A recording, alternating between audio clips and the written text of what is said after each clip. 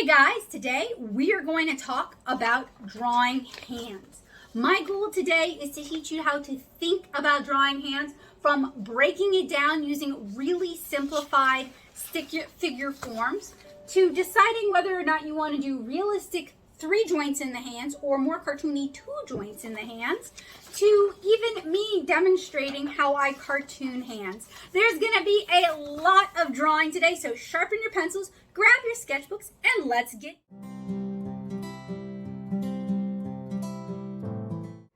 Hi there, art nerds. Today we're going to talk about drawing hands, and I'm going to show you guys a few different approaches that will help you find your own style for drawing hands. Every artist handles drawing hands differently, particularly comic and cartooning artists. So when you're reading comics or watching your favorite animated shows and movies, pay attention to how the animators and comic artists handle drawing the hands. Hands are super important in comics and in animation because, as you guys can see me doing right now, they are a valuable storytelling tool. They can be useful in conveying gesture, in conveying personality, and also add a little bit of liveliness and interest to your pages and your panels. People use their hands for all sorts of things, almost everything, whether it's for work or for play or even just making conversation. So learning how to draw hands and learning how to utilize hand reference is an important part of being able to tell stories visually.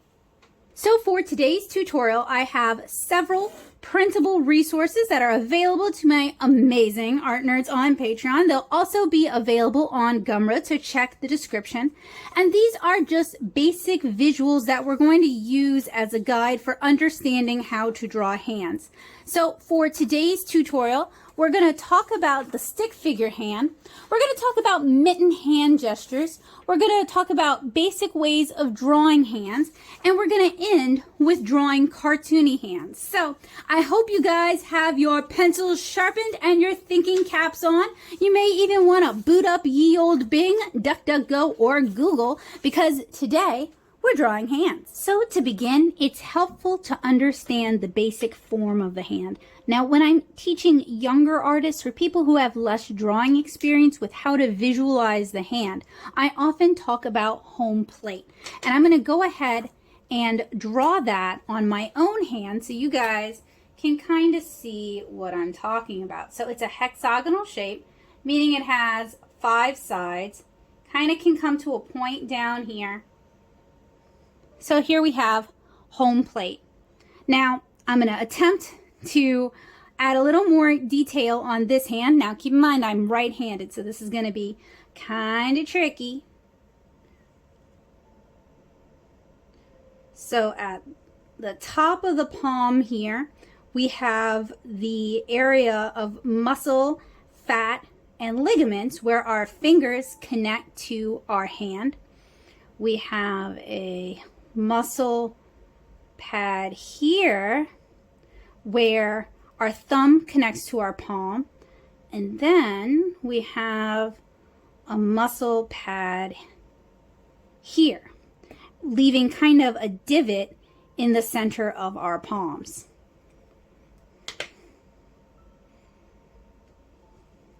So whether you're drawing the palm of the hand or the back of the hand, the basic home plate analogy as a way to very simply visualize the hand can be really handy.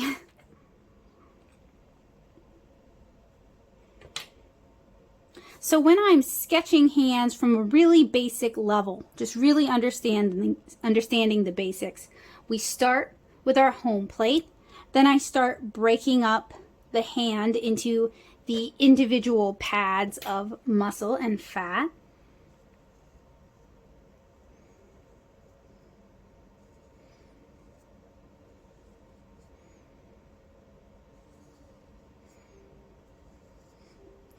Then I start adding in just sticks for the fingers. So we're going to start by practicing drawing some stick figure hands.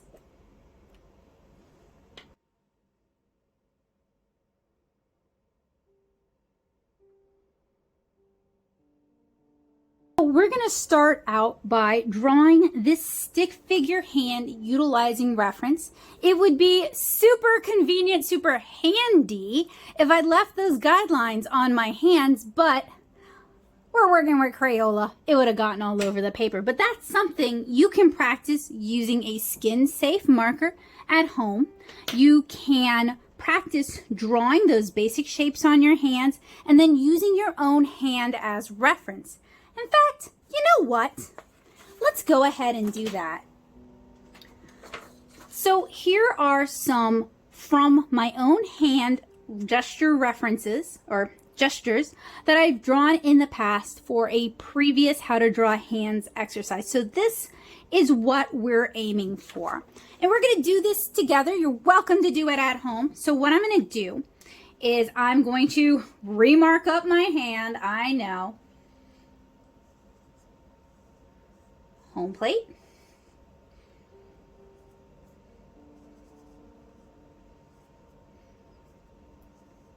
Home plate.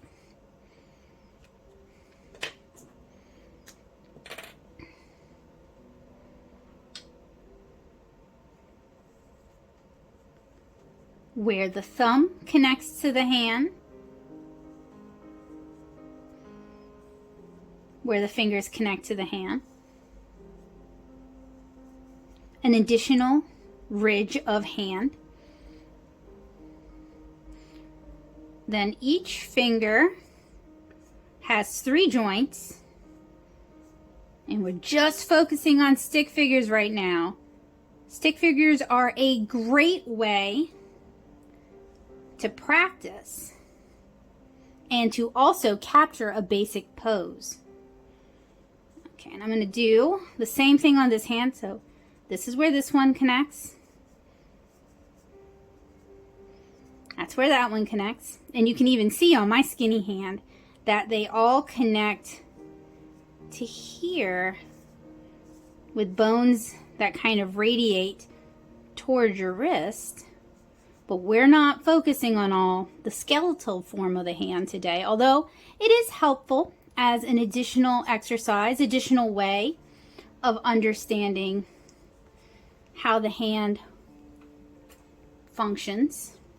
And I demonstrate how to create stick figures for animal forms, sorry about that, in my How to Draw Animals series. And I'll go ahead and link that in the cards and in the description. So we are practicing drawing stick figures of our hands. This is going to help us learn gesture. It's going to help us learn movement. It's also going to help simplify drawing the hand later on. It's going to help us feel more comfortable. And I also recommend you practice doing this when you're drawing people in poses. Start by sketching stick figures. Now, I guess I should have drawn, and I still can't, I should draw the lines on the sides of my fingers. I'm going to be all marked up with marker, the things I do for you guys. But if it helps, if it makes us better artists, I'm willing to do it for love. So now I've got a skeleton hands going on, don't I? So we're going to start. So the side of the hand actually forms a wedge.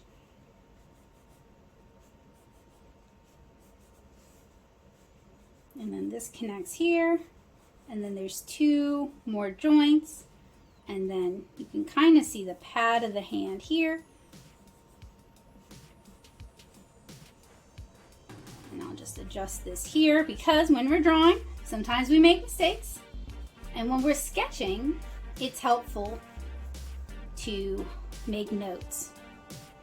So this is something you can do at home even without a computer. You can do this at home without marking up your hand if you don't want to. I do think marking up the hand makes it a little easier, hopefully, for you guys to see what I'm doing and where I'm getting these forms from.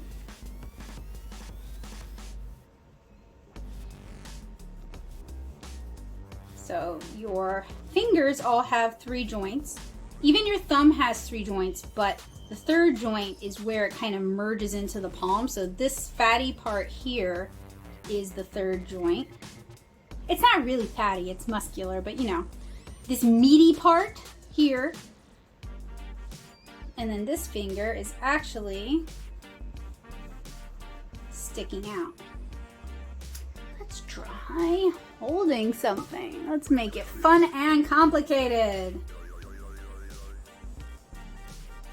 But you guys can see I'm starting with kind of a modified version of home plate. So there's a simplified version. I'm drawing in the muscle part of the finger. And when you're drawing hands holding things, it is honestly usually easier to start by drawing the thing you're holding and then draw the hand around it. Because that way you don't have to. So you're not positioning the thing in the hand, you're positioning the hand around the thing, and for some reason that's just a little easier. This is a cylinder, and I have a really nice tutorial on breaking the world down into basic volumetric shapes and how to actually draw those basic volumetric shapes. So I highly recommend, if you're struggling with this, go watch that video. I'll link that for you guys as well. I have a lot of really good basic drawing tutorials here on the channel because I really believe almost anyone can learn how to draw, and you can learn how to draw at any age. And then we've got the fingers, and you can actually see the fingers through the water bottle. Let's see. Why don't we try a basic open hand gesture?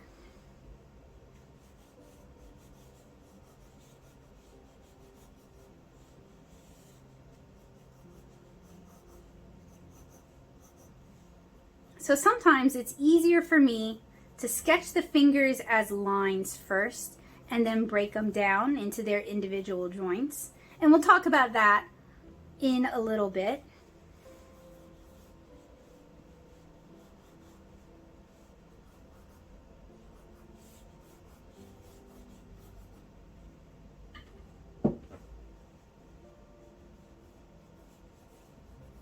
This is a great exercise to practice when you're just kind of waiting on things, like if you are at the dentist for a family member and you're just kind of waiting in the waiting room.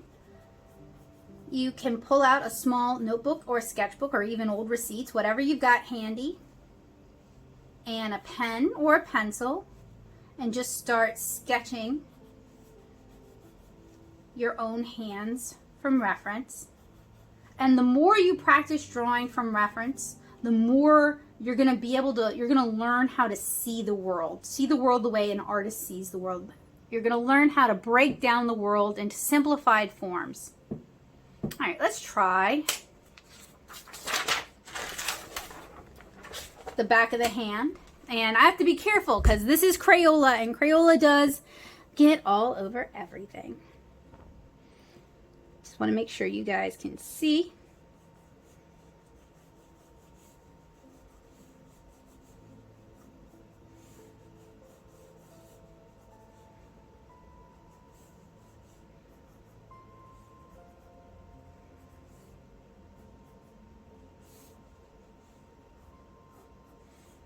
Another nice thing, and I'll demonstrate this in a minute, is that when you start with the stick figure to capture the basic gesture, you can add details on top of this. So this doesn't have to be the end of your drawing. This is the start of your drawing, the beginning.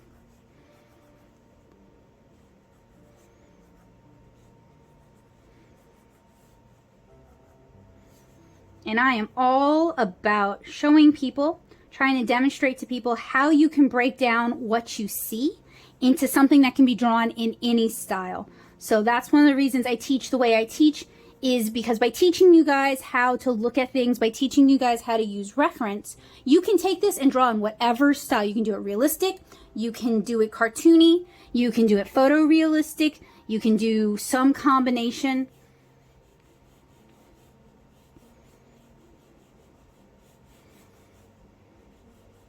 Another thing, and I think we're going to do this a little later on in the video, is if you really want to practice hand gestures other than this, I really recommend looking up sign language and practicing drawing the different signs.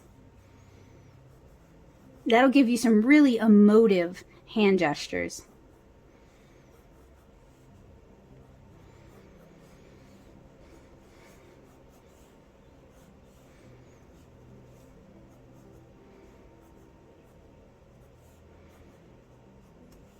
Now, if you're following along at home, it's okay if you need to move slower than this. I've done this a lot, so I'm pretty quick at it.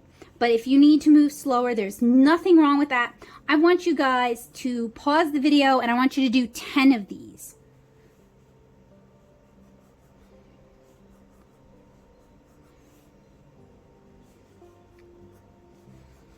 And you can do them drawing along with my hands, which I know is a little difficult because I'm drawing so that I can see. And sometimes that means I'm not giving you guys the best view. Or you can do it looking up reference. You can do it from the internet, you know, what you can do it from your own hands, whatever. I want you guys to do 10 of these in your sketchbook and then resume. We talked about drawing the hand as a simplified stick figure. This is just a way to kind of simplify the hand and to figure out how to draw the gestures of the hand. I'm going to show you guys another method that I regularly use when I'm sketching, when I'm doing thumbnails, when I'm just trying to get the basic concept down. And it's along the same lines as, you know, the home plate and the stick figure fingers that we just had, but now we're going to group together forms. So something I've noticed when doing hand references is generally people treat their hands a bit like mittens, except they're like mittens where some of the fingers are together. One finger usually kind of goes off and does its own thing, and then the thumb is independent. So it could be the pinky finger, it could be the pointer finger, but generally people kind of group their fingers together and then have a finger out for control. So one of the ways we can do it, we can think about it, is like this, okay?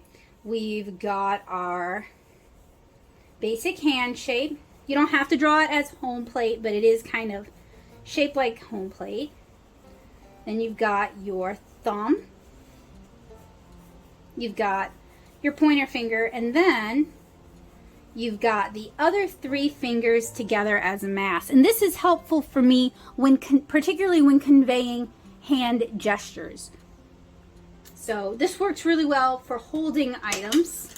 So what I'm going to do is I am going to demonstrate by drawing my hand holding several different items, and this will help y'all hopefully understand what I'm talking about. And this is just an alternative method to the stick figure hand. You can use it in conjunction with the stick figure hand.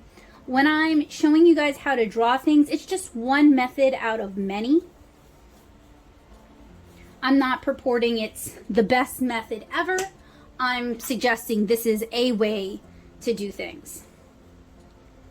What I really want is for you guys to find the method that works best for you. And often that means combining several people's drawing styles, drawing methods, into your own unique mix. So the way I handle things is a little bit of Glenn Vilppu, a little bit of Andrew Loomis. There might be some Jack Ham in there. There might be things I've learned, you know, studying like what people are sharing on Twitter. Might be some of what I learned while I was at SCAD from different professors. So what I'm showing you guys, sorry, this was off camera, is just an amalgamation. It's just a collection of ways of doing things that I've kind of put together from all the different resources I've consumed and read over the years.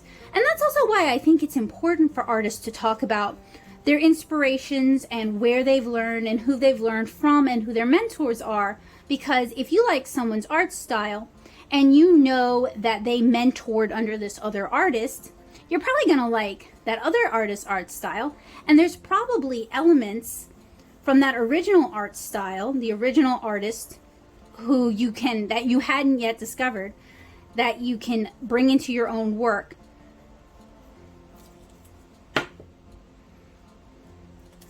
So what I'm going to do is I'm going to do 10 of these in time lapse, and I recommend you draw along with me.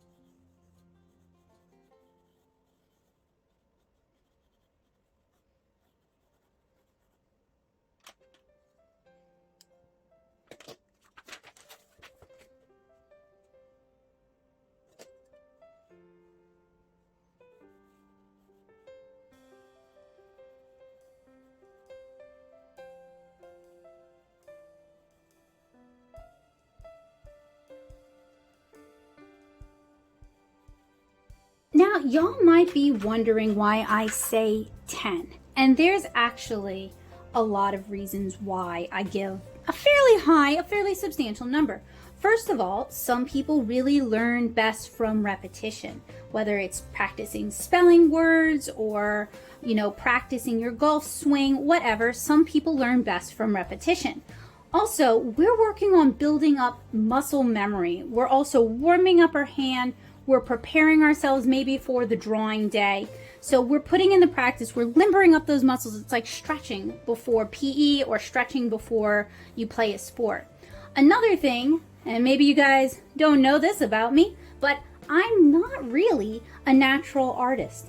I was not born with this innate ability to draw, this innate ability for fine motor skills, this innate ability to see the world. I had to learn all this. And the way I was best able to learn these things is from guidance and repetition, drawing things over and over and over and over again until they stuck in my brain.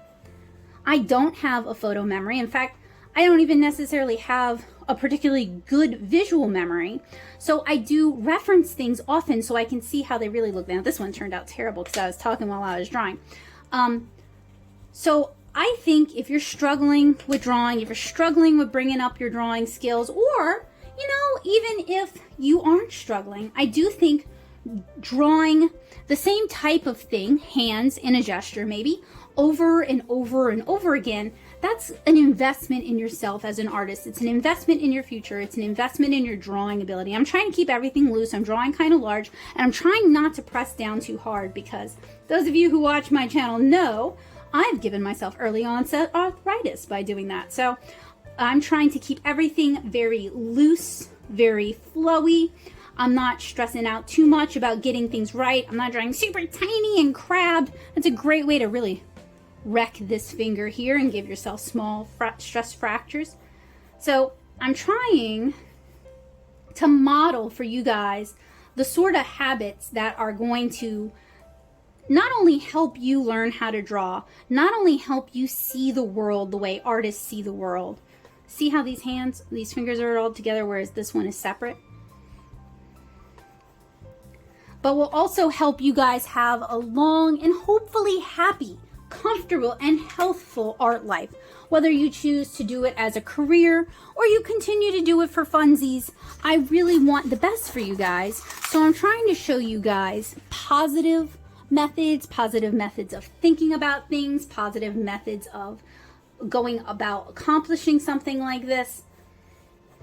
And this might seem to some like a waste of time. Doing 10 of these, that's a waste of time. But if I weren't talking, if I were paying attention to what I was drawing, if I was doing this and like really studying it, I'm really giving my brain a lot of great information. I'm building up my mental library, and I would be making myself a stronger artist.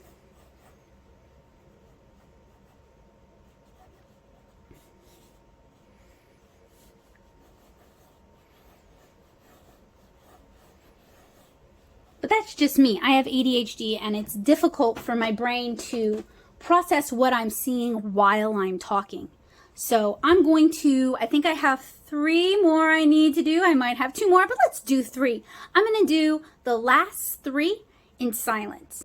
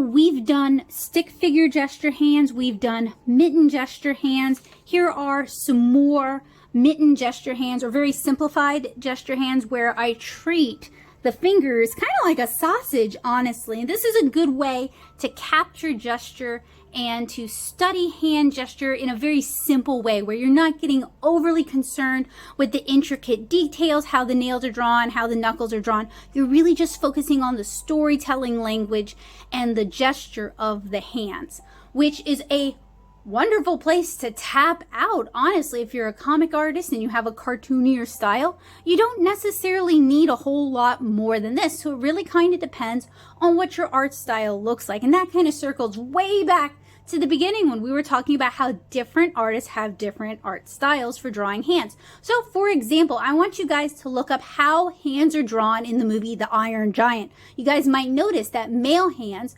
are kind of squared off on the ends. I want you guys to compare that to how hands are drawn in the anime Sailor Moon, where the fingers are very long, very pointy, very tapered. So the way you draw hands really says a lot about the characters that those hands belong to. But while we're still just kind of learning and we're gaining confidence and we're figuring out how to do things, don't worry so much about style. Worry more about capturing the essence, capturing the shape, capturing the gesture. And then later on, as you improve and you build up confidence, you can worry more about style. Another thing you can do is you can do master studies or style studies, where you copy how those artists draw those hands in your sketchbook. The intention is not to show others. The intention is to figure out how those artists do what they do and why they do it. Why, for example, in The Iron Giant, do they tend to give men blunter fingers? Is there the implication that the men are working with their hands? What does that say about the female characters, like the mom who works in a diner, who also works with her hands? She's on her feet all day, but she has very dainty, very hands that look like they have no calluses, like they've never done a day's work in their lives, despite her being depicted as a hardworking single mother. So hands, like faces, can be used to convey a lot of information, but they can also perpetuate negative stereotypes. Like, for example, I do not have pretty Sailor Moon hands. I work with my hands. I draw every day. I do the dishes. My hands are a wreck. You can tell these are used hands. You can tell I hold things, I clench things because of my knobby knuckles. So you can tell a lot about your characters. You can describe a lot about your characters with how you draw their hands. On that note, as we discussed earlier, realistically, you have 3 joints in your fingers. You have 3 joints in your thumb.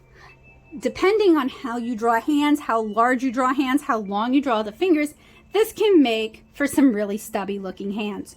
So many animators, many comic artists choose to simplify it from 3 jointed fingers to 2 jointed fingers. And you might just cheat a little if you're holding something where your fingers really curl around by just curving that second joint. Now, when I'm doing 7-inch Carol, when I'm drawing those characters, I go for the 2 joint approach. You guys might also notice that many animators, rather than drawing 4 fingers on a hand, will only draw 3. It's quicker and easier to animate. So those stylistic choices that they're making are either for aesthetic reasons or for time-saving reasons. So when you're developing your own art style, when you're drawing your own characters, those are things you do want to consider. You want to play around with it because that's what sketchbooks are for.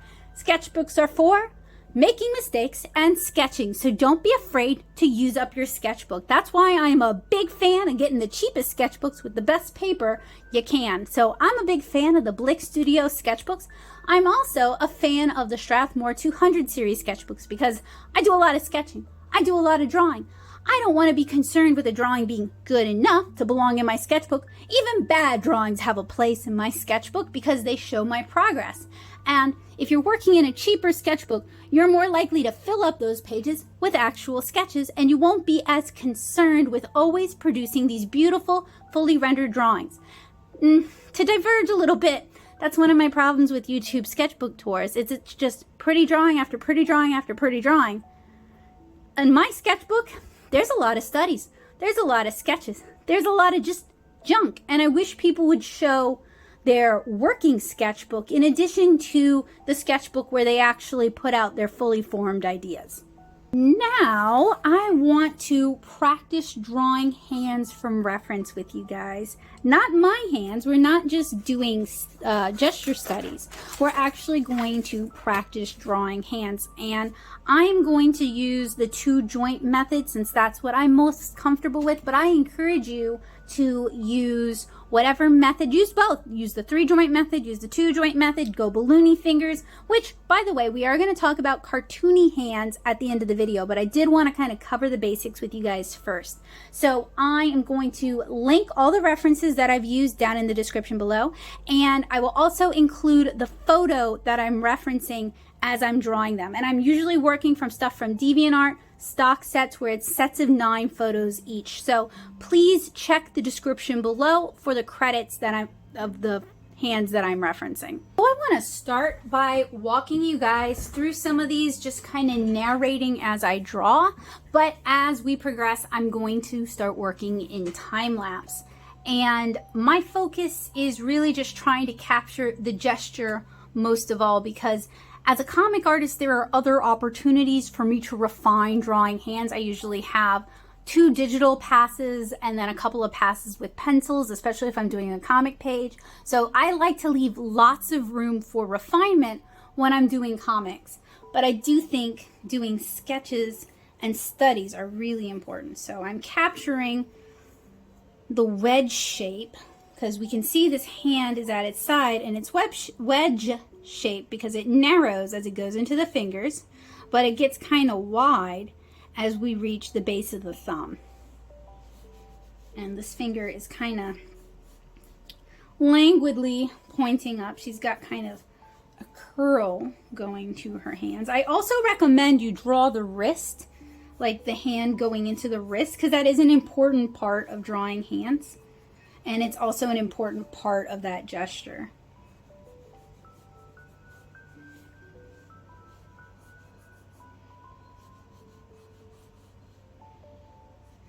And these fingers are curled, but her thumb and her pinky seem to be touching. So I'm kind of narrating, I'm kind of walking myself through the process. Now, for this one, I wanted to use the 2 joint approach. So our fingers are basically just cylinders.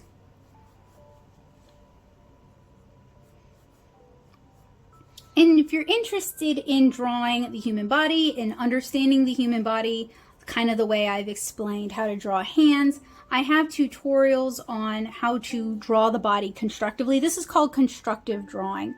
It's also called volumetric drawing. So if you're looking for more resources, I highly recommend you guys check out Proko, Proko. I also recommend, if you're an older artist and you're looking for something a little more in depth than this, I am a huge fan of the Glenn Vilppu drawing manual. It goes in and out of print, unfortunately, so I'm going to do 3 joints on the thumb to best capture the gesture and the movement. We have this little web, not web, this little like webbing like you think of a duck's foot. And then this finger is kind of curled, but it's still sticking out. So I'm going to do 2 joints. You do want to generally be consistent. So if you're doing 2 jointed fingers, you may opt to just curve the finger the way I'm doing to imply that 3rd joint. Because if you're doing comic art and you're drawing these super tiny people, then drawing 3 joints on the finger is just really going to kind of unnecessarily bulk up and add a lot of lines to something that doesn't necessarily need a lot of lines. Okay, I'm drawing the next one, which is in kind of like a wait pose. And I also like thinking about when I might use this particular gesture in a storytelling sequence or in an illustrative sequence.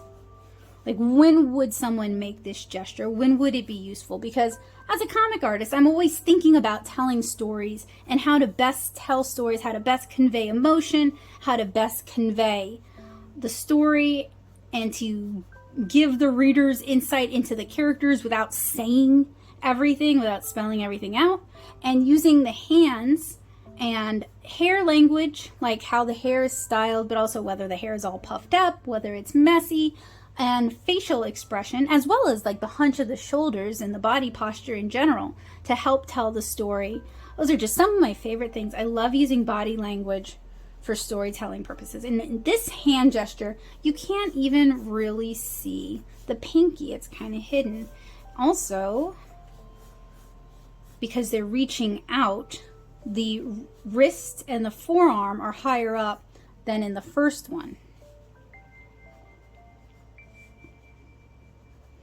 And as I mentioned in the how to draw hair tutorial, or how to think about drawing hair, I guess, tutorial, you want to, as you're doing sketches, as you're doing studies, it's really helpful to make notes as you go, not just for yourself, but in case you decide to show your sketchbook to a friend or someone else.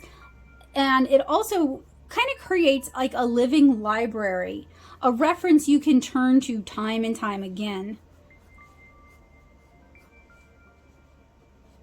It's one of the reasons, though, I love doing these tutorials for you guys is I have found over the many, many years that I have done art and have taught art and have been in art education, I've found that teaching things really helps solidify my own skills. It helps me level up. It gets me thinking critically about what I'm doing. It forces me to improve because I have to be, what is that thumb doing? I gotta think about that for a second.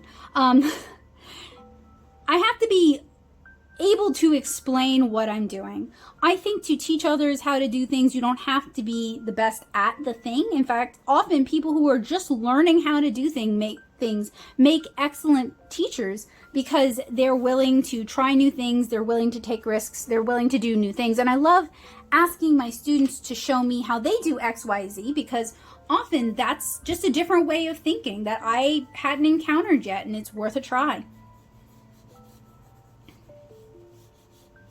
So this one, we see more of the back of the hand, and you can see the extension of that first finger kind of reaching out all through the hand. There's like a really strong line of action on that one. So that's fun. I really like when there's like really clear line of action because it's just very satisfying to draw.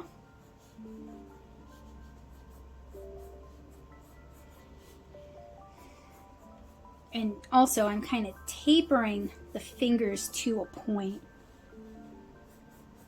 So if you are over the age of 18 and you're in a post-COVID world where live figure drawing sessions like Dr. Sketchy's, which is not available everywhere, like it isn't available or it wasn't available in New Orleans for a long time, I highly recommend you try to find live figure drawing sessions and attend those because being able to draw from life with a real person who's moving, and not just from static 2D photos where the lighting might be weird, you can't get up and see things from another angle.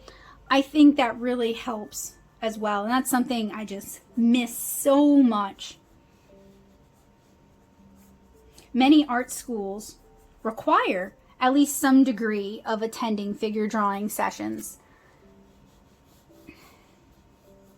Now, if you are not over the age of 18 or you're uncomfortable with nudity, you can kind of set up your own clothed figure drawing sessions, either with friends. Everybody wears a different costume, so if you're a cosplayer, that works out really well. Look at that, how that hand, the wrist joint goes into, that's like the ulna, right? Goes into the hand. That's such a pretty gesture. And then this one just kind of goes into the hand softly, so we have that kind of push and pull where instead of, they kind of flow together instead of forming a sausage where they both come in to the point or into the hand at the same point.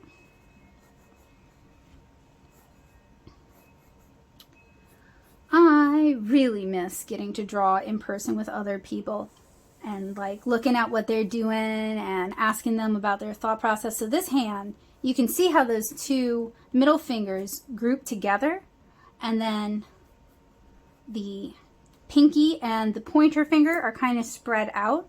Another resource for drawing hands, if you want to really capture like delicate hands, is looking at ballet pose and how ballerinas hold their hands, because you're really encouraged to be very delicate with how you hold your hands in ballet. I mean, I was a bit like the hippo in Fantasia when I was in ballet. I was not delicate or dainty at all, but really I was more like a giraffe, just kind of like there, knobby-kneed and awkward. But I did learn at least how to hold my hands daintily. Ooh, so I goofed that thumb a bit. Let's see if we can kind of fix it back into place. Generally, I would recommend, if you mess up, just redraw that hand from scratch, because it's really about building those motor skills and developing those habits. And I guess it's like, to me, it's kind of like working out, like you're building up muscles. So redrawing things is good. In fact, that hand, it's such a beautiful hand, and I've goofed it so badly by trying to cram it into the corner.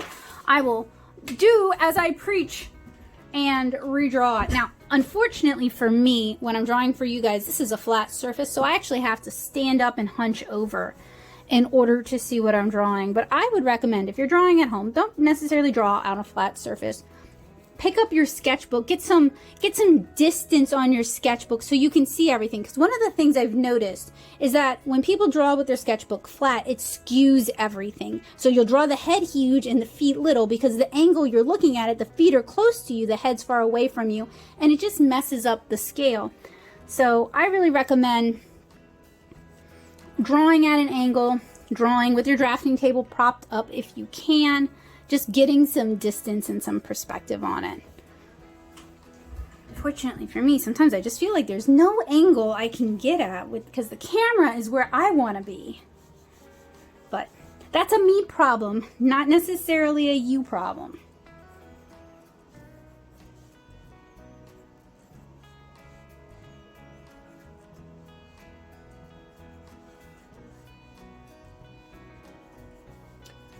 Now, if you're able to, and you enjoy the work I do here on the channel, if you enjoy these drawing tutorials, because these drawing tutorials tend not to be particularly popular, they do not tend to get a lot of views, I would really appreciate it if you took the time to do a couple of things for me. Of course, me trying to sketch while I'm talking makes it difficult, because I'm not internalizing what I'm seeing. Yet singing helps. So weird. I guess it's engaging a different part of the brain. And this old ADHD brain needs all the engagement it can get. Speaking of engagement, ways you can help. One, you can hit like and leave a comment on this video. That tells YouTube you enjoy these kind of videos, and it's more likely that my drawing tutorials will show up in your feed, because YouTube sure does love to hide my tutorials away from people who have subscribed to the channel. So engaging with my content tells YouTube that you actually want more of it. So I'm handling these two fingers as a unit. 2, you can share it. Please share it on social media. That not only, like, you can share it on Discord, in Discord servers, you can share it on Facebook, you can share it with your friends. That helps a lot too, because that introduces new people to my work. And your positive word of mouth does so much more than me constantly crowing and asking and bragging. So that really, really does help a lot, and I really appreciate it. 3, you can support this work financially on Patreon, because it does take time, energy, knowledge, and materials to record and edit these tutorials. So if you like what I do and you are able to do so, please consider joining me over on Patreon, especially because I do share tutorials to Patreon that I don't share anywhere else. So if you like my tutorials, there's a little added incentive there. And if you are a teacher and you're using my tutorials in your classroom, please consider supporting me on Patreon and help offset the costs of the channel. And please consider emailing me, and maybe we can work out some future content that your students would enjoy. I know sometimes you got a migraine, you were up all night with the kid, the dog pooped on the carpet, and you just didn't have the time to generate the materials for your class that you wanted to generate. And I do share my templates and printables as well as my presentations over on Patreon. And I'm also available for Zoom classes. So if there's ever a day when you'd like to call in another professional, you'd like a second opinion, why don't you get in touch with me via email and we'll work something out. So now we do get some back view of the hand, and I'm trying to use a variety of methods for gesturing and breaking down what I'm seeing with these hands. A combination of the mitten method I showed you guys, the stick figure method. I'm trying to demonstrate a few different ways to show you guys that it isn't just about one method. One method doesn't always give you all the information you need. It's about utilizing multiple methods to get the end result you want. Years ago, a friend told me something that has stuck with me and has been one of my guiding forces for art. And it basically is, it doesn't matter what you had to do to get there as long as the end result looks good.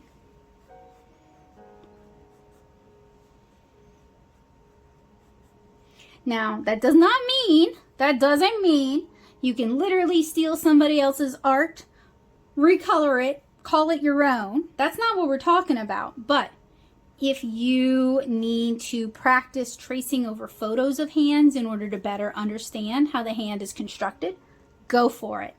If you need to take photo reference of your own hands for a character pose because you can't find what you're looking for, you can't find the right angle, please do that. Reference is your friend. And honestly, anyone who tells you otherwise has an agenda, and they honestly do not care about your artistic improvement, because among professional artists, utilizing reference it's just a tool. It's like using a pencil. It's just a tool.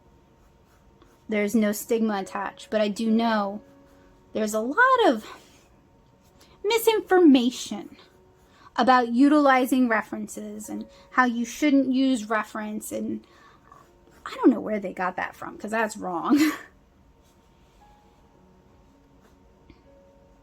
To my knowledge, no art educator worth their salt would tell someone that.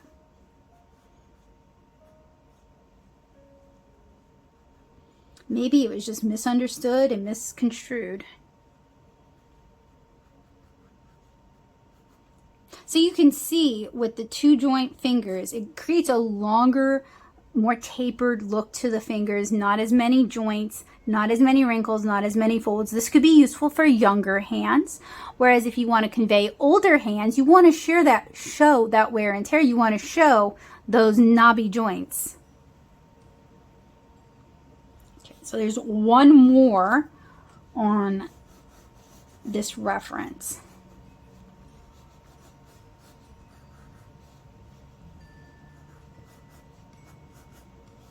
Do you guys have any techniques for drawing hands that I haven't talked about? Do you guys have any really cool hand reference resources that you'd like to share that I'm missing? Let me know in the comments below, or let me know over on my art-centric Discord server, the Paint Box. I would love to hear from you guys. We're a friendly, art-minded community where positivity and growth are really championed.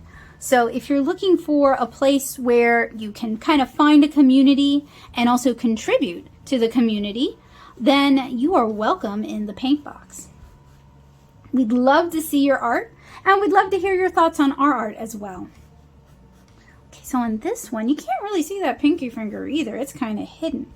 So I'm just gonna sketch it in right there. And then what you really can see though, is you really can see how this pointer finger connects with the rest of the hand and how this meat here connects. And then sometimes when I'm doing hand studies, in order to indicate the rest of the hand is behind that finger in shadow to create additional volume, additional mass, additional contrast, I'll shade in those fingers. And that also helps simplify the storytelling so it's easier to read at a glance. It creates a silhouette.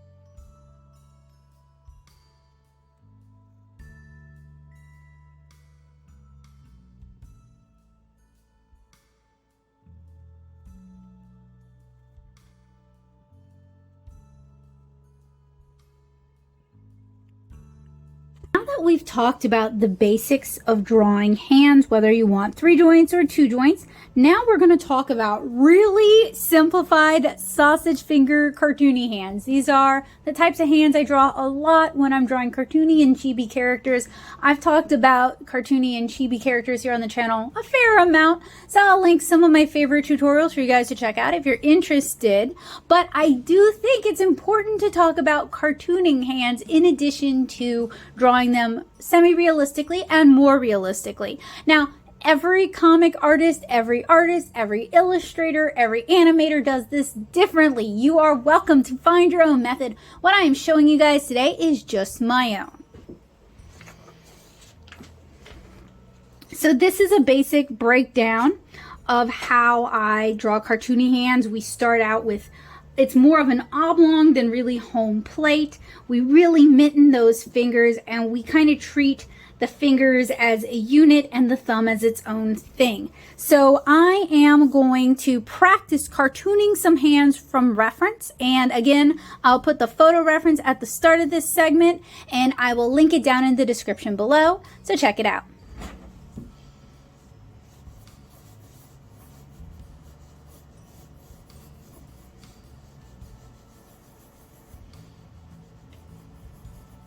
So you see a lot of the basic beginning is the same. What's going to change is how much detail I choose to add and where I choose to add the detail. Also, how much I simplify things as well as the length of the fingers. So this is really a your mileage may vary situation. You're welcome to do this whatever way you feel most comfortable with.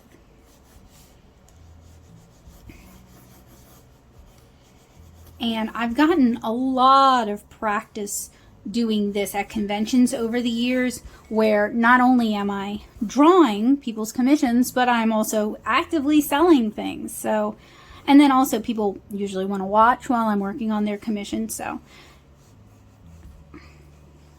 sometimes they want me to narrate what I'm doing, which I feel like I need to shake the tip jar especially hard when they do that, because I don't I don't have a problem doing it, but it is a lot of extra work. It does take a lot of brain power, and it slows me down. So, you know, having that little bit of extra money sure would make it easier to do it.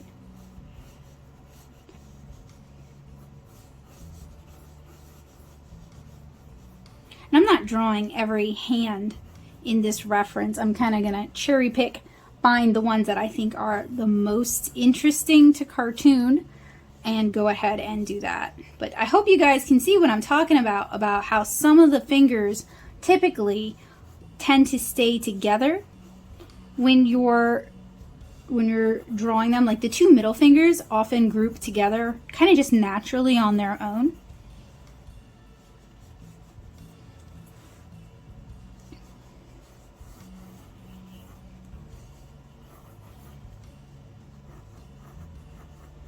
And I won't lie, there's definitely some Animaniacs and some Disney reference here, especially with how they draw like Mickey Mouse's hands, or, you know, Warner Brothers with like Bugs Bunny. The very simplified fingers that get a little bit bulbous at the tips.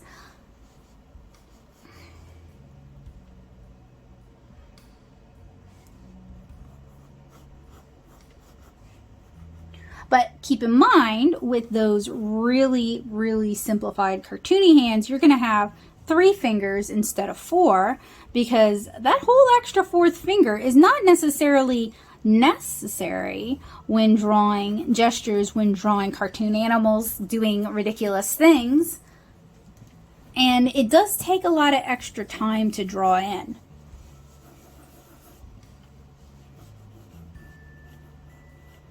Probably pretty apparent in the movie Who Framed Roger Rabbit who gets the really cartoony hands and who gets the more realistic hands. Like Jessica Rabbit, for example, has more realistic. They're still simplified, they're still daintified, but they're not as goofy as Roger's hands. So when I'm doing cartoon hands like this, I am way more likely to simplify the hands that are kind of in a unit together, the fingers that are kind of all held together. And that just kind of simplifies the gesture. It makes it quicker and easier to draw, quicker and easier for someone looking at it to understand and read. And with something like this, the hand going like this, I almost kind of treat it like a bird's wing.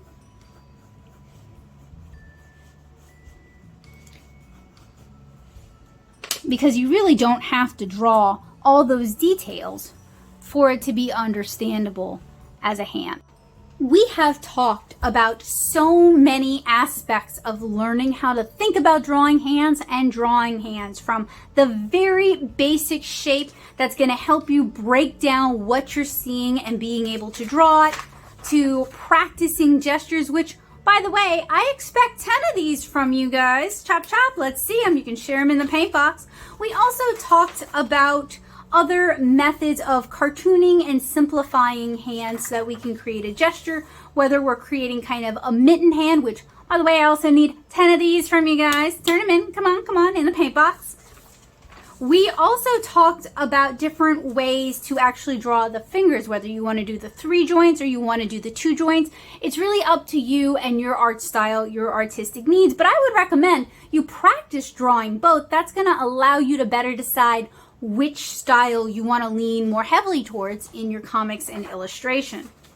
We talked about the different fat pads, muscle pads of the hands, kind of how they attach to the wrist. That's in very, very generic terms. This is just a basic how to draw hands primer. If you're looking for something more detailed, if you really want to draw really realistic hands, the Byrne Hogarth books are an excellent resource for that. And then we practice drawing buku hands using various different methods, whether we're using the stick figure method to get the gesture of the hand and then we're fleshing it out, or we're using the mitten method and then we're breaking it down from there. And finally, we also talked about how to cartoon hands and some different options for that.